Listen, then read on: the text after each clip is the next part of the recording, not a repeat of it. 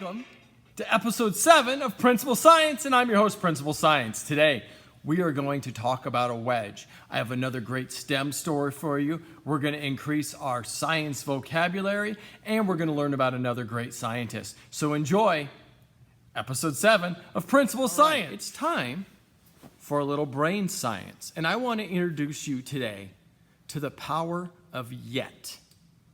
The power of yet.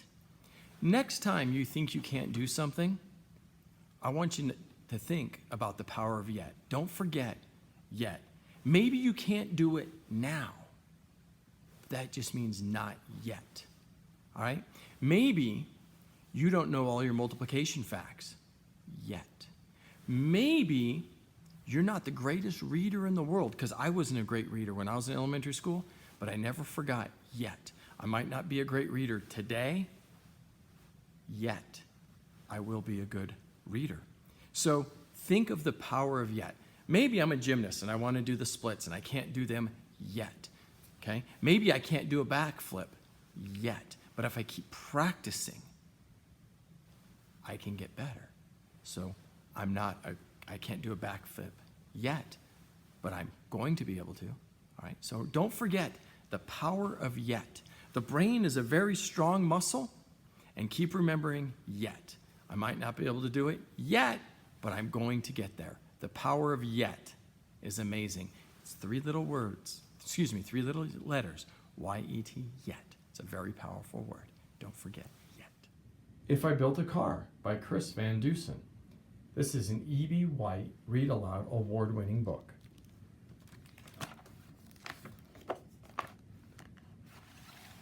Jack from the back seat said to his dad, "This car is okay, this car is not bad. But it's just a car, nothing great, nothing grand. It's nothing at all like the car I have planned. I'll work through the night to create a design, constantly analyze, tweak, and refine. I'll study jet rockets and look at old planes, contemplate buses and zeppelins and trains. To make it as smooth and as sleek as an eel, I'll borrow ideals from the Wienermobile. So sit back, relax, stay right where you are. It's time to reveal my spectacular car."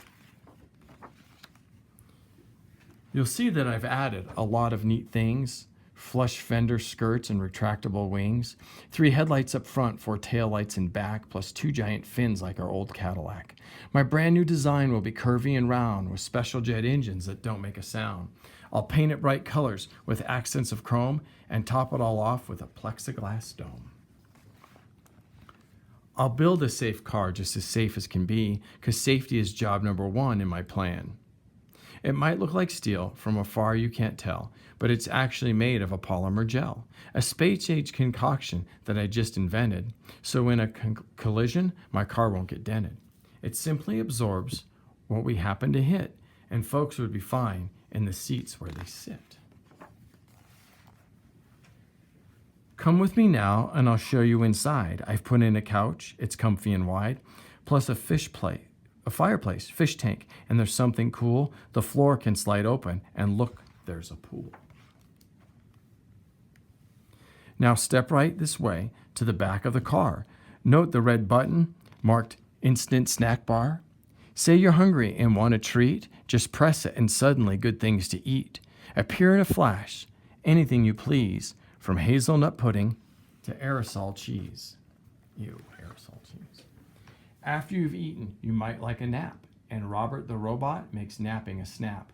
I've built him right in the back of the chair. He's out of the way, you won't know that he's there. But when you get sleepy and raise from your seat, the chair spins around without missing a beat. Robert the robot will take the controls, and he's guaranteed not to hit telephone poles. I see you're impressed with all that's inside, so start up the motor. Let's go for a ride. A car that smells good. Now that's something new, but if I built a car, that's just what I do. Inside the engine, I'll add a machine to capture the odor of burnt gasoline and change it to something more pleasing to noses, like blueberry muffins or freshly picked roses. Now that we're cruising, let's head to the lake. There's no need to panic or slam on the brake. My car can do something that very few can. The fenders will float like a catamaran.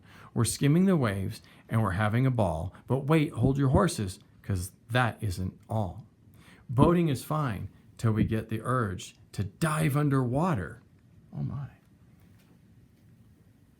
Then just hit submerge. Robert will drive as we burble about. We can see catfish and we can see trout. We might even spy the shy stickleback gar from inside a fabulous waterproof car. Last but not least, the best feature of all comes down to the button that's shiny and small. Push it and then, in the wink of an eye, the car will take off. We'll be up in the sky.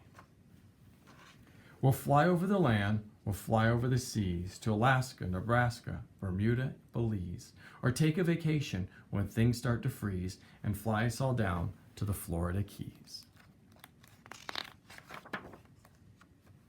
My car will be cool, my car will be keen. My car will be one of the big fantastic machine, the toast of the town, the cream of the crop, the belle of the ball, and the tip of the top. My car will be famous from here to Peru. If I built a car, that's just what I'd do. If I built a car. Did you know hydrogen is the first element on the periodic table? It has an atomic number of 1. It is highly flammable, which means it can catch on fire, and it is the most common element found on Earth. The most common element. I did not know that. Did you know? On this day in 1981, the first test flight of America's first operational space shuttle, the Columbia, ended successfully as the orbiter landed at Edwards Air Force Base in California. This was a 3-day mission to space. This was the first Columbia landing. 20, 10, 5, 4, 3, 2, 1, touchdown. Those gears, check please.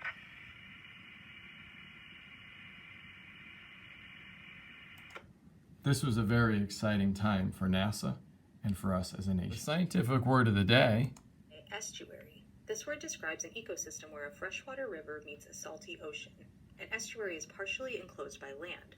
Ocean tides bring in salt water, while freshwater flows in from a river or stream. This combination of freshwater and saltwater makes what's called brackish water, which is somewhat salty. Estuaries are nutrient-rich ecosystems in which plants and animals can thrive. Some grasses and trees grow there in the shallow water. And estuaries provide a haven for many animals, including fish, mussels, and birds. Our scientist of the day is Ada Lovelace. She lived from 1815 to 1852. Now that's significant because I found this very interesting. Ada Lovelace was known as the mother of computing science. She contributed to the first published computer program, was the first person to see that computers could do more than mathematical calculations. She recognized that musical notes and letters of the alphabet could be turned into numbers from manipulation by computers. She had this foresight back in the 1800s and was thinking about computers long, long ago and what they could do. Our scientist of the day is Ada Lovelace. Friends, it's time for our science principle. So we've been talking about simple machines. We've talked about an inclined plane, we've talked about a pulley, we've talked about lever. Today I want to introduce you to a wedge, and tomorrow we're going to talk about complex machines. And a complex machine, well, you're going to have to wait till tomorrow to find out what a complex machine. So a wedge comes in many forms. So I have a wedge here. See, a wedge starts with an object that has a slant. This is kind of like an inclined plane. This is a doorstop wedge that slides under the door and it holds the door open. And so this is a wedge in that form. Now, there's other types of wedges, and a wedge can be sharp and used to kind of split things apart. So I have an axe. Now, an axe is a wedge because it's very thin here, and when you drive it through, say, a log, the narrow point goes in, and then as it gets wider, it splits the log. So this is a wedge, and you can see how it's kind of sharp there on the edge. I'm going to be very careful with that. Another wedge is if you're using to pry, like you can use a screwdriver to pry. You can see how it's narrow at one end, slants and gets wider, and I can use this to pry, also to screw, because we learned about a screw as well, but use this to maybe pry a can open, and that it's also kind of, it's a wedge and a lever, so it's two types of simple machines. So our principal science today is the simple machine of a wedge. I'm sure there's wedges around your house, you would find one. Maybe a wedge of cheese if it's almost lunchtime. All right, so that's Principal Science with our science principal. All right, so that's the end of episode 7 of Principal Science. I hope you enjoyed. I had a great time seeing you today, and we'll see you tomorrow. Ta-ta for now.